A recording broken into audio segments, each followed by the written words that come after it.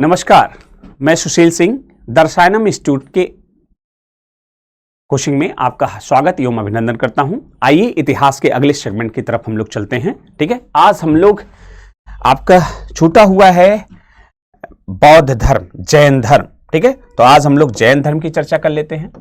जैन धर्म, जैन धर्म। ठीक है, तो आइए देख लेते हैं जैन धर्म के तीर्थंकरों के बारे में। ठीक है, इसके कितने तीर्थंकर थे? तीर्थंकर। ठीक है, तीर्थंकर मतलब जो संसार के भव बाधा से हमें पार लगा दे, इसे तीर्थंकर कहा जाता है। ठीक है, तो इनके तीर्थंकर थे। ये जैन धर्म का विकास आप देखेंगे उसी महाजनपद काल में 6 सेंचुरी बीसी से लेकर लगभग 3 सेंचुरी बीसी के बीच में जैन और बौद्ध धर्म जैसे, ठीक है, वैदिक कर्मकांडों के विरोधी धर्म इस समय आ रहे हैं। ठीक है, जैन धर्म। और जैन धर्म के बारे में हम लोग चर्चा कर लेते हैं। जो उनके महत्वपूर्ण तीर्थंकर हैं उसे हम लोग पढ़ लेते हैं। ठीक है, पहले तीर्थंकर इनके हैं ऋषभदेव। ऋषभदेव, ऋषभदेव, इन्हीं को कहा जाता है आदिनाथ। आदिनाथ, ठीक है, आदिनाथ। दूसरे महत्वपूर्ण नहीं, ठीक है, 19वें नंबर के तीर्थंकर हम लोग पढ़ेंगे मल्लिनाथ। ये पहले हो गए, फिर 19वें को हम लोग पढ़ेंगे मल्लिनाथ। मल्लिनाथ, ठीक है, मल्लिनाथ जी। इसके बाद हम लोग 22वें नंबर तीर्थंकर को पढ़ेंगे अरिष्टनेमि। अरिष्टनेमि, अरिष्टनेमि। ठीक है, 23वें नंबर तीर्थंकर को हम लोग पढ़ेंगे पार्श्वनाथ। पार्श्वनाथ, ठीक है, पार्श्वनाथ। और फिर अगले तीर्थंकर को पढ़ेंगे 24वें नंबर तीर्थंकर को पढ़ा जाएगा महावीर स्वामी। क्या? महावीर स्वामी। स्वामी, ठीक है, ये हो गए 24वें नंबर के तीर्थंकर। ठीक है, अब यही महत्वपूर्ण तीर्थंकर हैं। कुल तीर्थंकरों की संख्या कितनी है? 24 तीर्थंकर हैं जैन धर्म में, जिसमें महत्वपूर्ण आपके समक्ष लिख उठे हैं। इन्हीं से क्वेश्चन बनता है। पहले तीर्थंकर आपके समक्ष हैं आदिनाथ या ऋषभदेव, दूसरे हैं मल्लिनाथ, ठीक है, और तीसरे हैं अरिष्टनेम, और चौथे हैं पार्श्वनाथ, और लास्ट में जो पढ़ना है आपको 24वें नंबर के तीर्थंकर महावीर स्वामी। देखिए डिजिट भी लिख दिया गया। पहले कौन है, 19वें नंबर पे कौन है, 22वें नंबर पे कौन है, ठीक है, और 23वें और 24वें नंबर पे। यहां से क्वेश्चन आपसे बनता है कि जैन धर्म के संस्थापक कौन है, तो आप पढ़ेंगे संस्थापक हैं ऋषभदेव। जैन धर्म के संस्थापक कौन है, तो आप पढ़ेंगे ऋषभदेव। ठीक है, और वहीं पे आप देखेंगे ऋषभदेव या, ठीक है, ऋषभदेव या आदिनाथ, इनका संबंध कहां से है, ठीक है, किस स्थान से? ये अयोध्या से थे। अयोध्या, ठीक है, अयोध्या से थे। ठीक, इनका प्रतीक चिन्ह क्या था? वृषभ। वृषभ या बैल। इनका प्रतीक चिन्ह क्या था? वृषभ या बैल। ठीक, आइए हम लोग 19वें नंबर के बारे में चर्चा कर लेते हैं।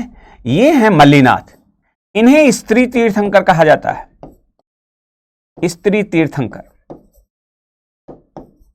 ठीक है, इन्हें स्त्री तीर्थंकर कहा जाता है। ठीक, मल्लिनाथ स्त्री तीर्थंकर। ठीक, और आप ये देखेंगे इनका जो प्रतीक चिन्ह है वो है कलश। ठीक है, क्या है? कलश। तो कलश होने की वजह से, कलश प्रतीक होने की वजह से, ठीक है, इस तीर्थंकर को श्वेतांबर और दिगंबर 2 संप्रदाय हैं जैन धर्म में। तो श्वेतांबर इन्हें स्त्री तीर्थंकर मानते हैं, लेकिन दिगंबर इन्हें पुरुष तीर्थंकर मानते हैं। तो अगर कोई संप्रदाय इन्हें स्त्री तीर्थंकर मानता है तो आपसे पूछा जाएगा कि जैन धर्म के प्रमुख तीर्थंकरों में स्त्री तीर्थंकर किसे कहा गया। ठीक है, तो आप चर्चा करेंगे। स्त्री तीर्थंकर हैं मल्लिनाथ। ठीक, किस नंबर के हैं? 19 नंबर के। इसके बाद अरिष्टनेम। अरिष्टनेम का जो प्रतीक चिन्ह है ये है शंख। ठीक है, ये है शंख। ठीक, अरिष्टनेम का जो प्रतीक चिन्ह है वो है शंख। आपसे पूछा जाएगा और ये किस लिए जाने जाएंगे? इन्हें कृष्ण का, इनका जो है ये कृष्ण के समकालीन या कृष्ण के नाम से जो है ये जाने जाते हैं। इनकी तुलना किससे होती है? 22 नंबर के तीर्थंकर अरिष्टनेम की कृष्ण से होती है। तो आपसे पूछा जाएगा जैन धर्म का वह कौन सा तीर्थंकर है जिसकी तुलना कृष्ण से की जाती है? वो है अरिष्टनेम। ठीक है, 22 नंबर के तीर्थंकर। ठीक, अगला जो तीर्थंकर आपको मिलेंगे पार्श्वनाथ जी, ये मुख्यतः वाराणसी से हैं, वाराणसी से हैं। ठीक है, और इनका जो प्रतीक चिन्ह है वो है सर्प फण, सर्प। ठीक है, तो ध्यान रखिएगा पार्श्वनाथ का जो प्रतीक चिन्ह है वो है सर्प, और ये कहां से हैं? वाराणसी के। ठीक है, शासक अश्वसेन के पुत्र हैं, ये राजा के पुत्र हैं। और जब वाराणसी में राजा के पुत्र मिल रहे हैं तो आपसे पूछा जाएगा ये प्रथम ऐतिहासिक तीर्थंकर कहे गए। ऐतिहासिक तीर्थंकर, ऐतिहासिक तीर्थंकर। ठीक है, ऐतिहासिक तीर्थंकर कौन हुए? पार्श्वनाथ। और यहीं से ऐतिहासिक तीर्थंकरों की सूचना मिलती है। तो 23 और 24 नंबर जो तीर्थंकर हैं पार्श्वनाथ और क्या नाम है, महावीर स्वामी, ये दोनों जो है ऐतिहासिक तीर्थंकर माने जाते हैं। और 22 नंबर से लेके 1 से 22 नंबर तक के तीर्थंकर की ऐतिहासिकता संदिग्ध मानी जाती है। इसकी व्याख्या धार्मिक आधार पर की जाती है, लेकिन ऐतिहासिक तीर्थंकर जिनका इतिहास में प्रॉपर साक्ष्य मिलता है वो पार्श्वनाथ और महावीर स्वामी। ठीक है, पार्श्वनाथ ने ही 4 महाव्रत का, ठीक है, प्रचलन किया था, जिसमें 5वां महाव्रत महावीर स्वामी की तरफ से ब्रह्मचर्य को जोड़ा गया। किसने? महावीर स्वामी की तरफ से ब्रह्मचर्य को जोड़ा गया 5वां महाव्रत। ठीक है, तो आप देखेंगे जैसे सत्य, अहिंसा, आस्तेय और अपरिग्रह, ये 4 महाव्रत जो है पार्श्वनाथ के थे, और 5वां ब्रह्मचर्य उसमें जोड़ा गया। ठीक है, महावीर स्वामी। महावीर स्वामी के पिता जो है पार्श्वनाथ के ही अनुयायी थे। ठीक है, तो आप ये चीज ध्यान रखिएगा कि महावीर स्वामी के जो पिता थे वो पार्श्वनाथ के ही अनुयायी थे। अब आप ये चीज देखिएगा सबसे प्राचीन तीर्थंकर कौन दिखाई दे रहे हैं आपको? तो आप देखेंगे ऋषभदेव या आदिनाथ, इनका संबंध कहां से है? अयोध्या से है। इनका प्रतीक चिन्ह क्या है? वृषभ या बैल है। और मल्लिका नाथ जो हैं, ये क्या नाम, मल्लिनाथ जो है ये 19वें तीर्थंकर हैं। इन्हें स्त्री तीर्थंकर कहा गया। इनका जो प्रतीक चिन्ह है कलश है। ठीक है, अगले जो तीर्थंकर आपको मिलेंगे अरिष्टनेम मिलेंगे, और अरिष्टनेम जो है इनका जो प्रतीक चिन्ह है भैया शंख है, और इनकी तुलना जो है कृष्ण से होती है। ध्यान रखिएगा, इन एकमात्र ऐसे तीर्थंकर हैं जिनकी तुलना किससे होती है? कृष्ण से होती है। ठीक है, तो पूछा जाएगा किसकी तुलना कृष्ण से होती है? आप बताइएगा अरिष्टनेम। तीसरा जो क्वेश्चन यहां से पूछा जाएगा कि वह कौन जैन धर्म के 2 तीर्थंकर हैं जिनका उल्लेख ऋग्वेद में है? कहां पे है? ऋग्वेद में।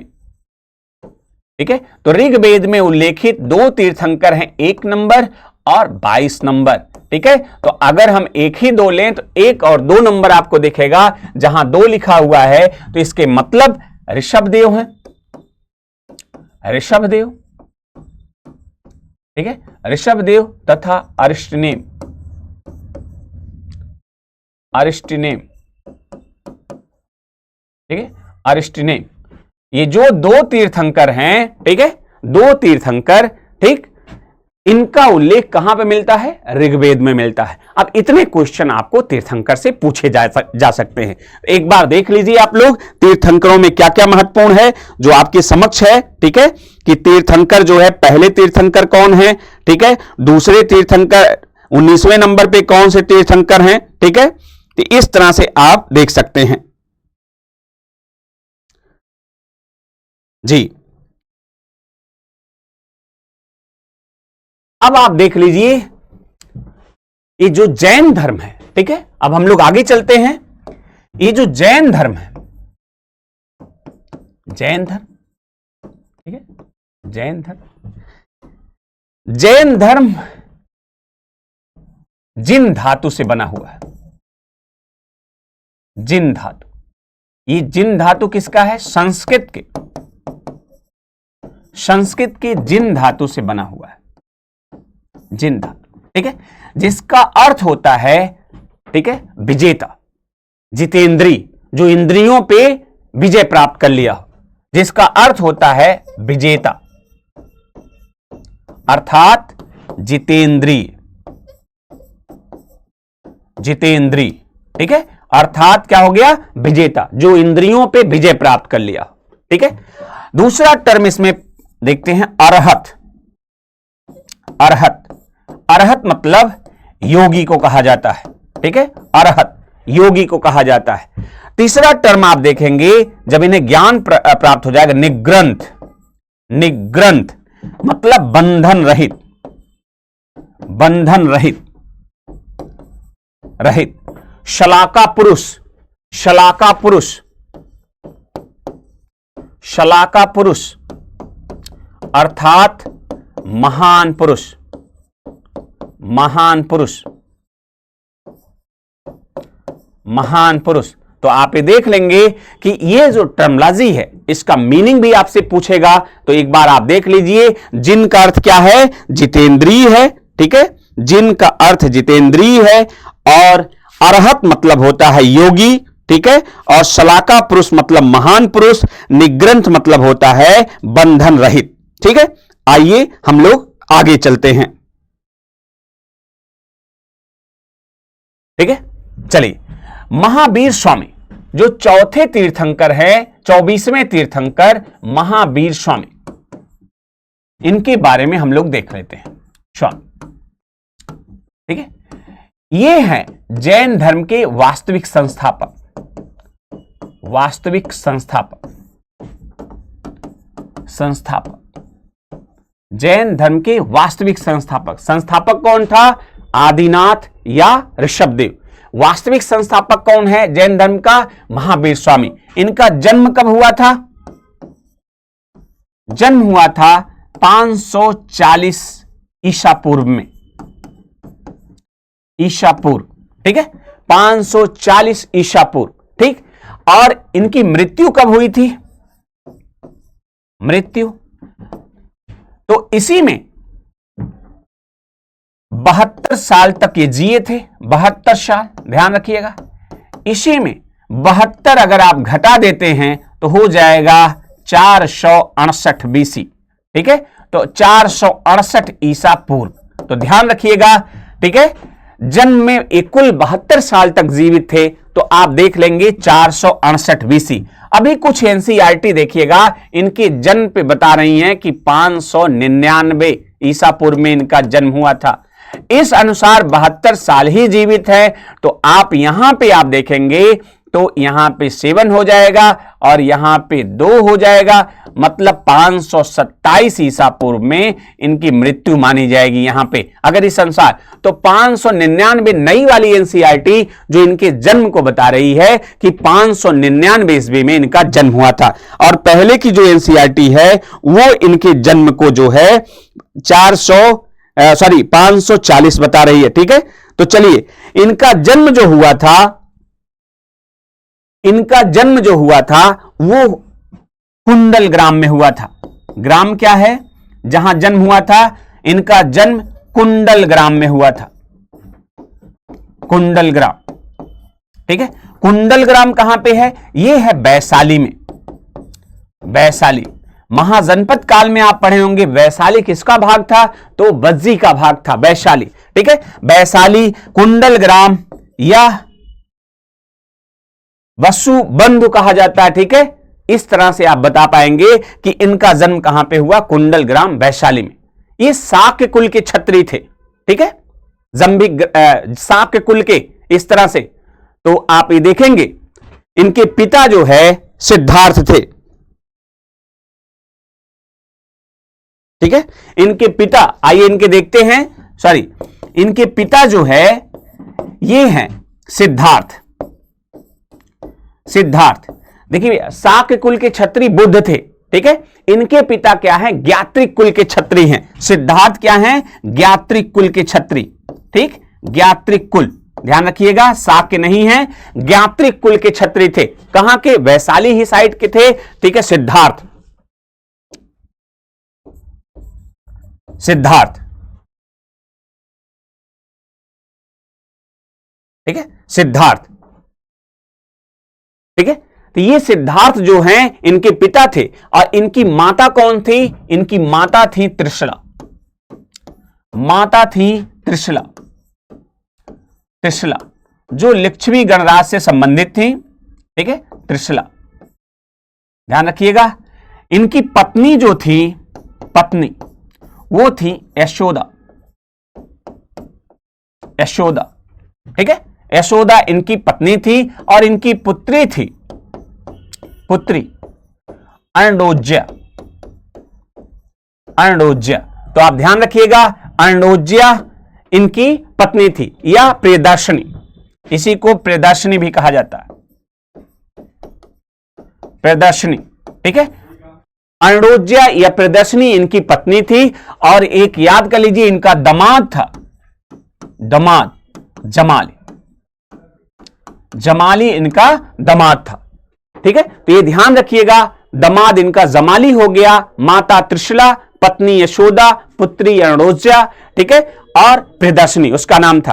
तो ये इनके कुल लगभग इस तरह से यहां से जन्म वगैरह पूछा जा सकता है, ठीक है। इनका आप देखेंगे कहां पे जन्म हुआ, कुंडलग्राम में। पिता इनके सिद्धार्थ थे, ठीक है। इनके बचपन का नाम, महावीर के बचपन का नाम था वर्धमान, वर्धमान, ठीक है। तो ये चीज ध्यान रखिएगा, ये इनका प्रोफाइल हो गया। अब हम लोग ये देखते हैं कि महावीर स्वामी, ठीक है, इनको ज्ञान कैसे प्राप्त हुआ, ठीक है। तो ये एक फॉर्मल तरीके की जानकारी ले लीजिए कि माता त्रिशला, पिता सिद्धार्थ, ठीक है, और जन्म कुंडलग्राम में। कब जन्म हुआ? 540 ईसा पूर्व, 72 साल बाद मर जाते हैं 468 ईसा पूर्व में। कहां मरते हैं? पावापुरी में, ठीक है, पावापुरी में मरते हैं, ठीक। तो इस तरह से यहां से एक क्वेश्चन बनेगा। आगे हम लोग देखते हैं इन्हें ज्ञान कब प्राप्त हुआ। तो आप देखेंगे 30 वर्ष की अवस्था में, वर्ष की अवस्था में इन्होंने गृह त्याग किया, गृह त्याग किया, ठीक है, 30 वर्ष की अवस्था में। आगे चलकर नालंदा में, नालंदा में इनके एक शिष्य बने मक्खली,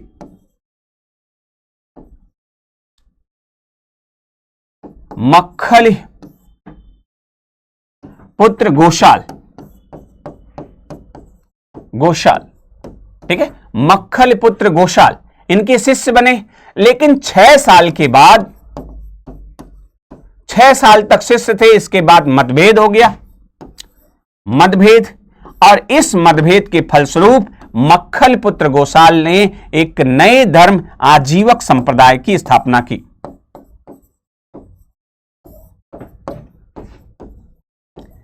आजीवक संप्रदाय की स्थापना की, स्थापना की, ठीक है, आजीवक संप्रदाय की स्थापना की। कौन? मक्खल पुत्र गोशाल साहब ने नालंदा में, ठीक है।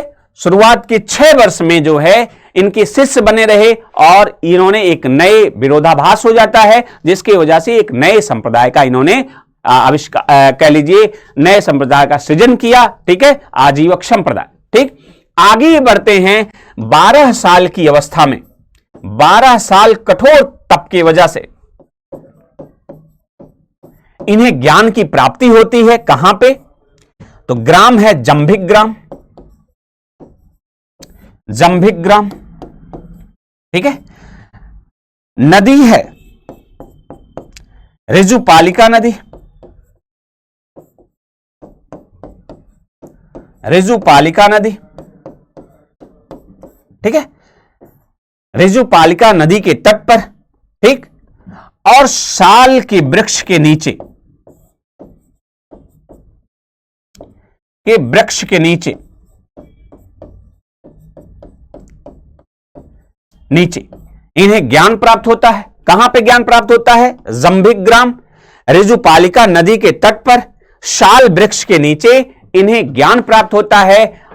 ज्ञान की अवस्था को क्या कहते हैं? कैवल्य, ठीक, ज्ञान, मोक्ष प्राप्त करना, ठीक है, मतलब ये निग्रंथ कहे गए, ठीक, मतलब बंधनों से मुक्त हो गए, शलाका पुरुष कहे गए, ठीक है, महान पुरुष कहे गए, अरहत, योगी कहे गए, और महावीर कहे गए। वर्धमान से महावीर, महावीर मतलब, ठीक है, जो सभी प्रकार की चिंताओं को नियंत्रित कर रहा हो, महावीर, ठीक है। तो इस तरह से ऐसे इनके नाम यहां पे आए, ठीक।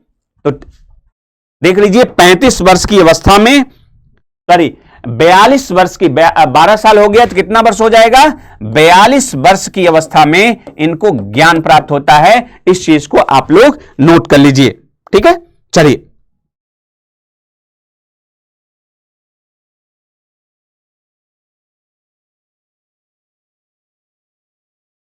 हाँ, अब हम लोग देखते हैं 42 वर्ष की अवस्था में इनको ज्ञान प्राप्त होता है, ठीक है। तो इन्हें जो ज्ञान प्राप्त हुआ, इनको क्या, किस प्रकार का ज्ञान प्राप्त हुआ? तो इन्होंने बताया कि संसार दुखमय है और दुख का कारण कर्म रूपी बंधन है, ठीक है। दुख का कारण कर्म रूपी बंधन है, ठीक। तो इन्होंने बताया संसार दुखमय है और दुख का कारण कर्म रूपी बंधन है। अब इस बंधन से मुक्त होने के लिए, ठीक है, लिख लीजिए, संसार दुखमय है,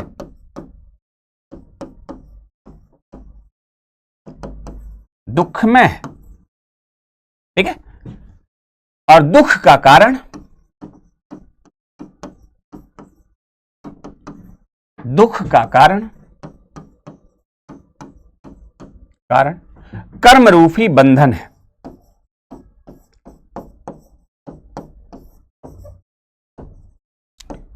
बंधन, कर्म रूपी बंधन है। और इससे निकलने का मार्ग इन्होंने बताया त्रिरत्न।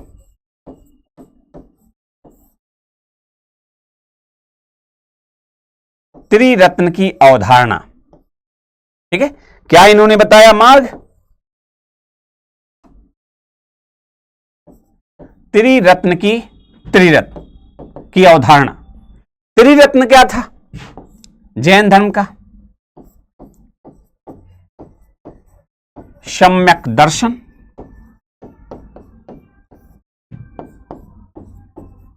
सम्यक आचरण, सम्यक दर्शन, सम्यक ज्ञान और सम्यक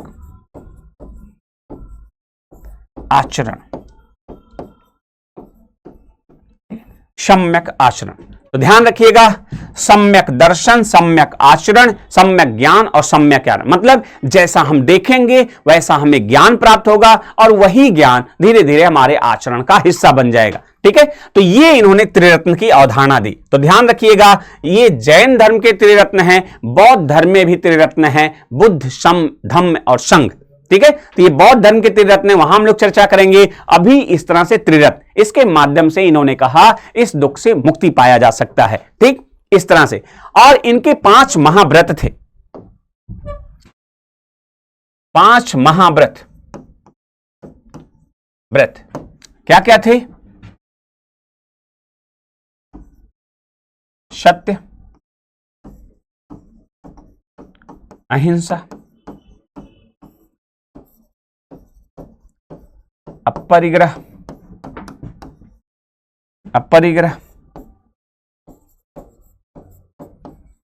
आस्तेय, ब्रह्मचर्य, ठीक है, ब्रह्मचर्य। ये 5 इनके महाव्रत थे।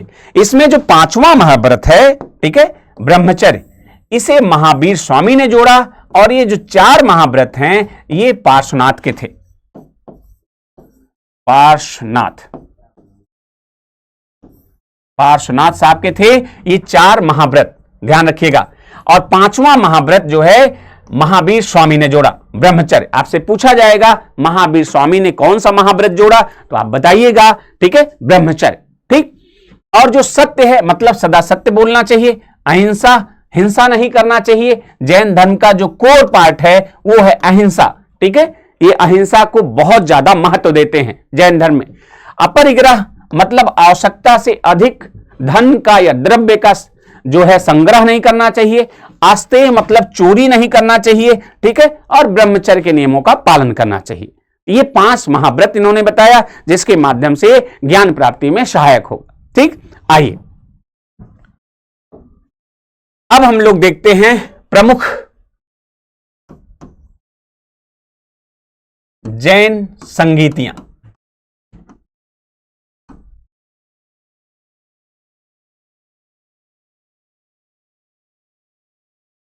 ठीक है, चलिए आप ये भी देख लीजिए, इनके पहले शिष्य कौन बने? पहला उपदेश कहां पे? पहला शिष्य कहां पे? कौन बना पहला शिष्य? ठीक है, तो पहला उपदेश इन्होंने राजगृह में दिया। राजगृह किसकी राजधानी थी? मगध की राजधानी, ध्यान रखिएगा। पहला शिष्य इनका जमाली बना। ठीक है, जमाली इनका क्या था? दामाद। ठीक है, और यही पहला शिष्य भी बना और पहला विद्रोही भी यही बना संघ का, विद्रोही।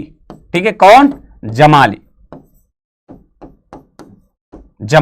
ठीक है, और इनकी जो शिष्या थी, पहली शिष्या वो थी चंदना। चंदना जो है ये पहली शिष्या बनी। ठीक, तो पहले से पहला करके आपसे क्वेश्चन पूछा जाएगा, पहला उपदेश कहां जैन धर्म का दिया गया? राजगृह में। पहला इनका शिष्य कौन बना? जमाली। पहली शिष्या कौन बनी? चंदना। ठीक है, और इनका पहला विद्रोही संघ का कौन रहा? जमाली। ठीक है, इस तरह से आप चीजों को देखिएगा। आइए हम लोग देख लेते हैं जैन संगीतियां। जैन संगीति, ठीक है, जैन संगीति। जो पहली जैन संगीति है वो शासक थे चंद्रगुप्त मौर्य। चंद्रगुप्त मौर्य, ठीक है, ये हो गए शासक चंद्रगुप्त मौर्य। अध्यक्ष कौन थे? अध्यक्ष थे स्थूलभद्र। स्थान कौन सा था? स्थान पाटलिपुत्र। तो पहली जो जैन संगीति हुई चंद्रगुप्त मौर्य के समय में हुई, अध्यक्षता उसकी स्थूलभद्र ने किया। पाटलिपुत्र नामक स्थान पे पहली जैन संगीति का आयोजन किया जा रहा। ठीक है, इसकी उपादेयता क्या था? तो आप देखेंगे जैन धर्म दो भागों में बंट जाता है। जैन धर्म इसी में दो भागों में बंट जाता है। क्या क्या? तो आप देखेंगे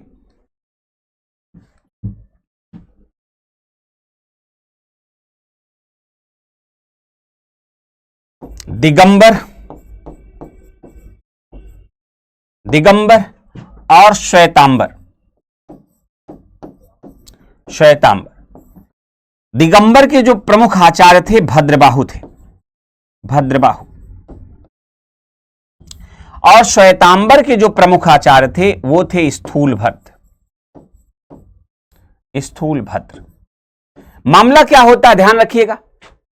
इसी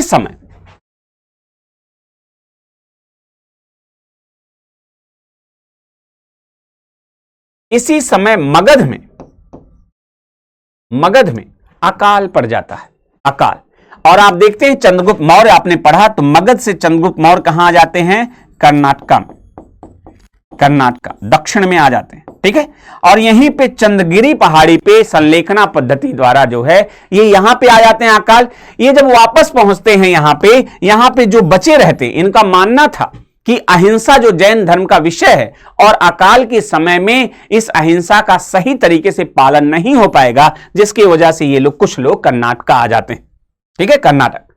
लेकिन वहां पे कुछ लोग जैन धर्म के बसते हैं स्थूलभद्र के नेतृत्व में, वह परिवर्तन को स्वीकार करते हैं। ठीक है, क्योंकि ये परिवर्तन को स्वीकार करने वाला वर्ग था और दिगंबर जो थे ये परिवर्तन को स्वीकार नहीं, जो मूल शिक्षाएं थी उसी को पालन करने वाले लोग थे, रजित परंपरा के लोग थे। ठीक है, तो आप ये देखेंगे कि ये तो परिवर्तन को स्वीकार नहीं करने की वजह से कर्नाटका चले जाते हैं, लेकिन स्थूलभद्र वहीं रह जाते हैं। जब चंद्रगुप्त मौर्य के समय में पहली जैन संगीति होती है जिसकी अध्यक्षता स्थूलभद्र करते हैं। ठीक है, इन्होंने ही मल्लिनाथ को इसी संप्रदाय ने मल्लिनाथ को स्त्री तीर्थंकर माना है। ठीक है, तो वहां पे क्या होता है, जैन धर्म दो भागों में बंट जाता है और श्वेतांबर के प्रमुख स्थूलभद्र हो जाते हैं, दिगंबर के प्रमुख भद्रबाहु। और क्या होता है पहले जैन संगीति में, तो कुछ 14 पूर्व ये पूर्व क्या है? ये प्राचीन जैन साहित्य को 14 पूर्व कहा गया है। और जैन साहित्य को किस नाम से जाना जाता है? आगम जो है, आगम मतलब होता है जैन साहित्यों को आगम कहा जाता है, मतलब जैन साहित्य का संकलन हुआ उसे आगम कहा गया। तो पहली जैन संगीति में दो चीजें होती हैं, जैन धर्म दो भागों में बढ़ जाता है और तथा आगम साहित्यों का संकलन होता है। ठीक है, आगम नामक साहित्य का संकलन होता है और प्राचीन जैन साहित्य 14 पूर्व का निर्माण होता है। कहां पे? पाटलिपुत्र में। कौन शासक है? चंद्रगुप्त मौर्य। चलिए दूसरी जैन संगीति हम लोग देख लेते हैं। तो दूसरी जैन संगीति आप देखेंगे, बहुत इंपॉर्टेंट नहीं फिर भी आप देख लीजिए। ये देखिए वल्लभी है, वल्लभी, ये 512 वगैरह के आसपास आपको दिखेगी दूसरी। तो वल्लभी है, राजा वगैरह यहां नहीं पूछा जाएगा, सिंहसेन टाइप का राजा है। ठीक है, कोई इस तरह से यहां का। और आप देखेंगे देवाधिश्रमण,